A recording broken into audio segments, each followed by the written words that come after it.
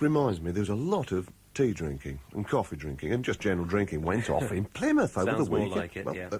See, started off, I got caught up in a drinking story straight away because Peel arrives, and as I was saying, anybody who was listening earlier would have heard me saying that I'm a bit, like, put off by that big hotels and big events. I think I ought to play the role of the international businessman kind of thing.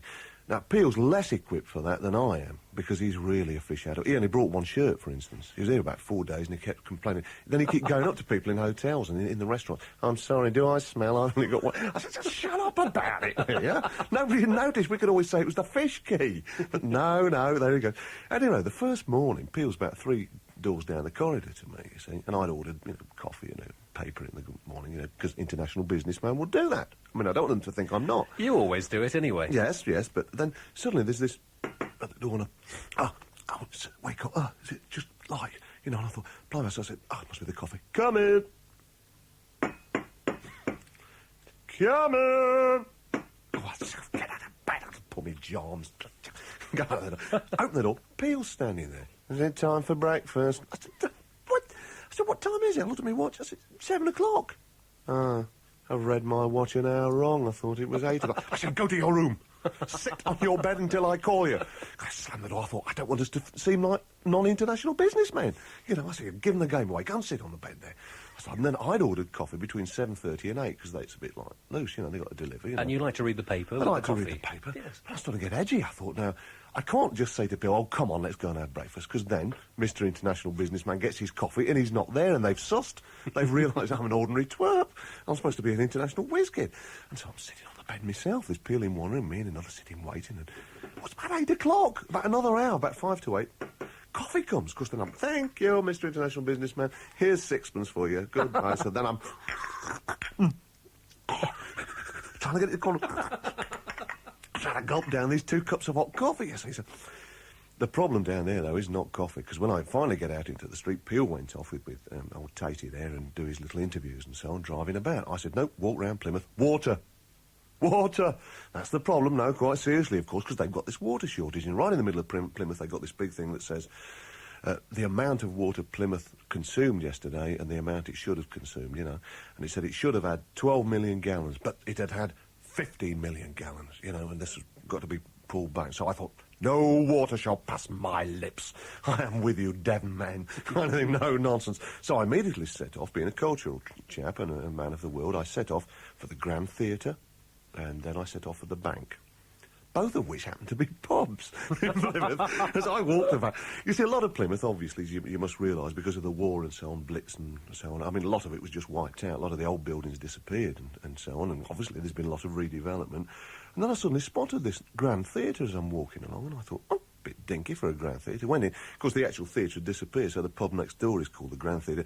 And in fact, the actual theatre was opened, according to when I went in, there's like the menu, got a sort of little bit of bump about the theatre. 1889, it opened with, for Christmas, with Cinderella, or, this is the alternative title, or The Desperate Demon's Direful Doings and Cupid's Careful Cautious Coolings. Which was subsequently called The Mousetrap, no doubt, within about 2 years. But the trouble is, it was, because it's Navy Week, and they wanted to, that's all right. That's not real, coming more coffee. No.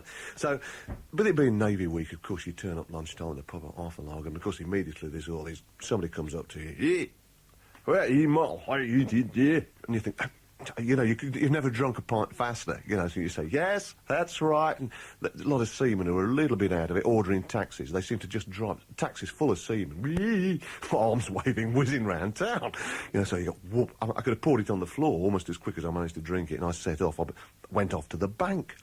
The bank is an interesting pub, and I'll tell you why, because it is a bank. I've walked by it before, and this wonderful old Victorian building, all very nicely sort of done up and so on, all the gold, the bank, you think, oh, it's very nice, it's very perfectly pleasant.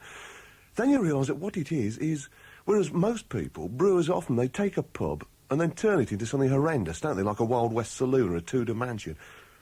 Far better idea here. They stopped them pulling it down, this Victorian bank. Brewers took it over, kept all the original fittings. It's not corny, you don't have to say it. Deposit of lager in number 37 booth, it's not like that. But, I mean, they just call it the bank, and it's a very pleasant building to go into, and it's just maintained all the old sort of trappings, Now, that seems to be a more sensible idea when so many things in the country are sort of running down. You know, banks make them into pubs. Churches, bus shelters, things that not so many people use, make them into pubs. Could be done with schools. Now, you know, I'd like my boy to do French and German to A-level, if possible, and 2 pints of lager and a packet of crisps. I'll see it. But being, of course, a naval town, I mean, there's a lot of little pubs about, little places of entertainment. I noticed one place, I noted down from the poster, they've got the Fortunes turning up. The old Fortunes. You got your troubles, I've got mine. Good act. But it says, the Fortunes, 10 #1 hits. I must tell Gambaccini because he hasn't got any of them in his Guinness book, you know.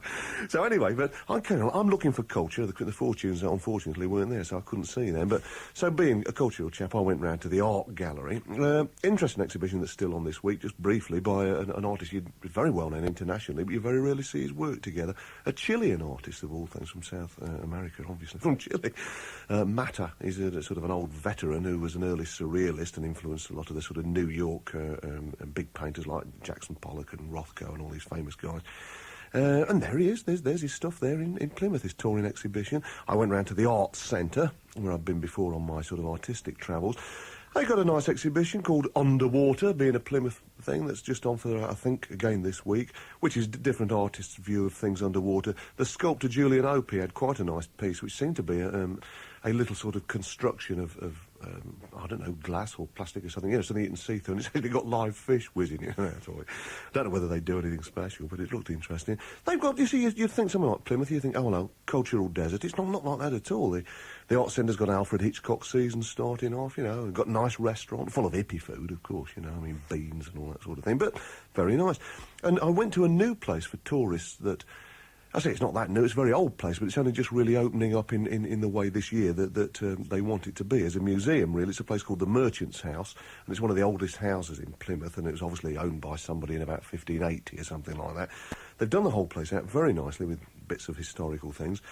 One thing they have got there is an apothecary's shop, as they call it. Now, this was actually owned until last year by a genuine chemist, a chap called C.J. Park, as it happens. I noted his name down. And he kept, and obviously the people before him, all the old bottles and all the old bits and pieces. Obviously he sold contemporary stuff, but he kept all the old jars and things, all the Victorian stuff at the back. And he's put it all into this room at the top of the Merchant's House. Very interesting. And I'm looking round, I thought, oh, it's very nice, it's like being in an old chemist shop. And as I was leaving, I don't know whether this will strike a chord with you, I suddenly saw something, a large object that was clearly meant to advertise. And I knew what it was, because it was to advertise a little castle. Little White Castle. Little White Castle. It You was, know- yes, that tooth powder, was it? Well, no, ivory castles. It was an ivory castle. And this particular tooth people, the toothpaste people, who still, I better not mention their name, but just after the war, when I was little, they'd all have all this campaign, protect those ivory castles. All your teeth are on little ivory castles. Oh, a lot of mine got little drawbridges now. The campaign made it to the 60s as well, I'll let you know that. Yeah, I did it, but anyway, but it carried on a bit further than that, because the chap, when I mentioned it, he said, oh, not many people know that. He said, we've got some of the real stuff, and I'd forgotten. Do you know what I mean? And it was like boing, back in time. Little Instead tin, of the squeezy, little tin. And it's dentifrice, it's called, isn't it? Little tin. Yeah. You open the little tin, and there's a little pink tablet, and you'd have had to get water on your brush and go like a cake of soap. And he said, have a sniff of it. He said, most people, and I thought, all came back, Oh, there we are, we'll meet again. Yes, the war, and it was all there. So that was really nice. It sort of took me back in time, rather. I thought it was really good. But anyway, with it being Navy Week, Peel and I said, come on, let's go down this famous Union Street, where all the sort of ratings and so on go out for a night out, see what it's like. It's full of places that look like ordinary houses, but they've all got notices up calling themselves something like the Golden Nugget Saloon. Exotic dancing, they advertise. And I said to Peel, we better not go in. We'd probably tread on each other's feet. We look completely stupid. So we're standing outside one of these places, and a bloke came up and said, and he actually knew me. Also, that was surprised me. He said, it's John Peel and John Waters, I can't believe. And of course, he turns out to be a seaman who, listens to the Peel show, and he'd seen bits and pieces. They get And listens, obviously, to this programme. Well, obviously he does. Yes, probably he's doing now. We went for a drink. Well, that's all we could do, and he told us all about the town. Step out into the streets. He says, hang on, 2 of my mates from the ship walking down the street. Why? And they turn around, he calls me, he says, hey, come here. He points to us and he says, do you know who this is? And they looked and they said, no. So he says to one of them, he says, that's John Peel off Radio 1. And the fella, Peel said, oh, something, oh dear, it's rather embarrassing. And the bloke says, it's amazing, it is John Peel when you don't look at him. And I have no idea what that meant to this day. But once we got talking to him, he says, oh, this is... the guy who'd met us in the pub, like, was called Smudger Smith. You'll never believe this. And I thought, that's not right. And his mate was called Fred Pontin, and the other one was called Dickie Bird. And I thought, these are actors. They're sent around by the naval board or something, because they were all like people out of old comedies, you know, that kind of thing. So sent them around. They've been picked specially. You can imagine them going to the board, you know. So, well, I've got 4 O-levels, sir. That won't matter. What's your name? Dickie Bird. Rook, sit over there with chalky white and dusty roads. You can see them all. It's like the Navy log, obviously.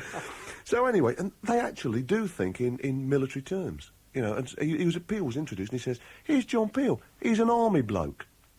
Now, who would call Peel an army bloke just because he'd done his national service? Amazing, wasn't it? But anyway, so eventually we got quite a large crowd because they introduced us to 1 or 2 girls and so on. I mean, just, you know, friends of theirs, obviously not friends of mine. Yes, girls. And so we had several drinks and finished up in the bank, you know, as per usual. We could almost have raised a citizen army and, like, stormed the Holiday Inn, you know. Bubble baths for England and St George, you know, it would be wonderful. But while I was in there, I was very lucky. He introduced me, a chap from the arts lab there, walked by and said, excuse me, you know, and knew it was me. And he introduced me to Beryl Cook. Oh, she's lovely. I saw one pair of eyes that she did. She did all those little semi-naive little things that are very popular on postcards. And little bit rude. Little old ladies at strip parties and things. Yeah, great. And she was very nice, so if you're listening, Miss Cook, it's very nice meeting you. Anyway, we've got to wind up now, but I mean, looks as though the chaps down there, they're going to have a good week. We had a very pleasant time in the wine bar. We had a little party to launch the week, you know, and sort of food, a fish, great big fish, of course, right on the fish quay. Massive fish, you see. Nobody could eat them all. I went round with a plastic bag and I got 3.5 pounds. I weighed it on the ground. You've still got them with you, haven't you? No, I took them home and, you know, I mean, because, you know, happiness is a well-filled pussy all right in my ass. There you go, got it weighed. Smiling. Lovely, a little smile on his face.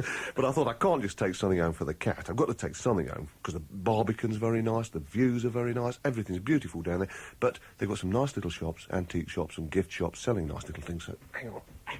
I had a look through, and one place had got real old Victorian stuff and old books and so on. And I spotted what must have been the oldest book in the shop, and I thought, would you like this? And I thought, no, I'd like to keep this myself. A Tony Blackburn album. Oh, that was wonderful. Original price, 12 and 6. But as we're finishing... top DJ. Yeah, wonderful, isn't it? Yeah.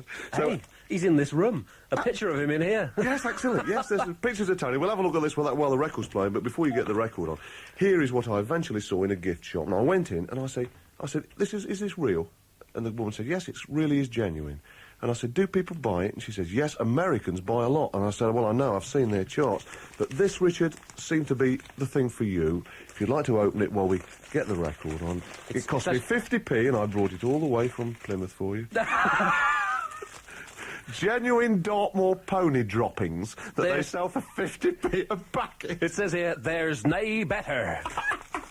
I could tell you something about my family and stuff like that. I won't now. I'll tell you while we're playing this. This is a session track. Thank you, John. Tears for Fears, the working hour.